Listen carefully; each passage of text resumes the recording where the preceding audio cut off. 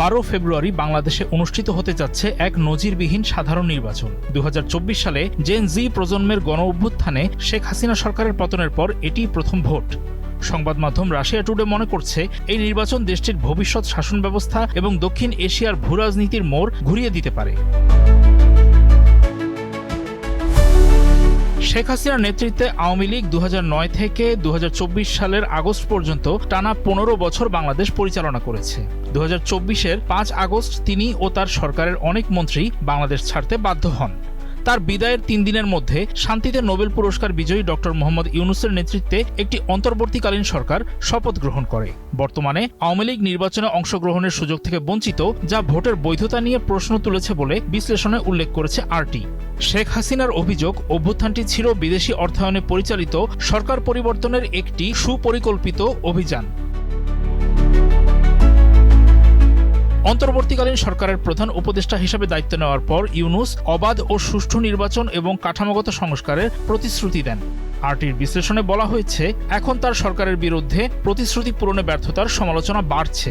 অর্থনৈতিকভাবে 2025 অর্থবছরে জিডিপি প্রবৃদ্ধি 3.7% নেমে আসবে বলে ধারণা করা হচ্ছে। মূল্যস্ফীতি 8.5% উপরে রয়েছে এবং দেশের প্রধান রপ্তানি খাত তৈরি পোশাক শিল্পে ধস নেমেছে।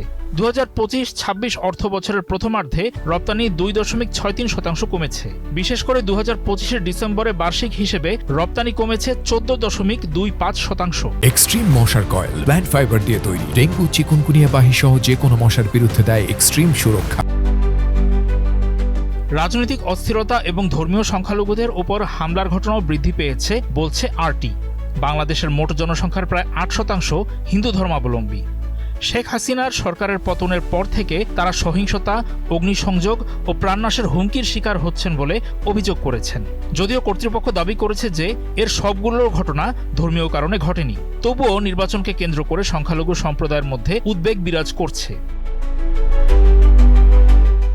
আওয়ামী লীগের অনুপস্থিতিতে মূলত 3টি প্রধান রাজনৈতিক শক্তি এখন লড়াই করছে। বাংলাদেশ জাতীয়তাবাদী দল বিএনপির চেয়ারম্যান তারেক রহমান 17 বছর লন্ডনের নির্বাসনে থাকার পর দেশে ফিরেছেন। তাকে এই নির্বাচনের অন্যতম শক্তিশালী প্রতিদ্বন্দ্বী মনে করা হচ্ছে। বিএনপি 10টি দলের একটি জোটের নেতৃত্ব দিচ্ছে।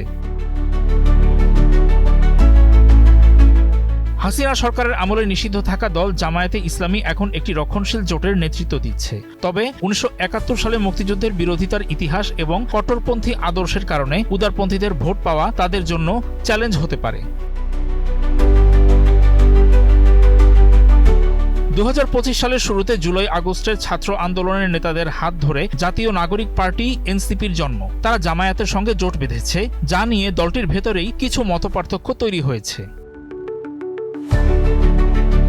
কৌশলগত অবস্থানের কারণে বাংলাদেশ পশ্চিমা দেশগুলোর কাছে অত্যন্ত গুরুত্বপূর্ণ।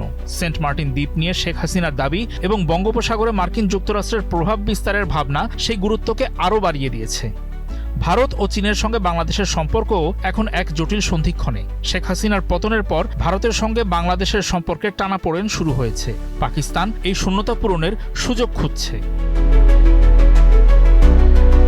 নির্বাচনের পাশাপাশি 12 ফেব্রুয়ারি একটি গণভোটও অনুষ্ঠিত হবে। এটি মূলত জুলাই সনদের 84টি সংস্কার প্রস্তাবের উপর ভিত্তি করে। যদি হ্যাঁ ভোট জয়ী হয়, তবে সংসদ এই সনদ অনুযায়ী সংবিধান ও রাষ্ট্রীয় কাঠামো সংস্কার করতে বাধ্য থাকবে।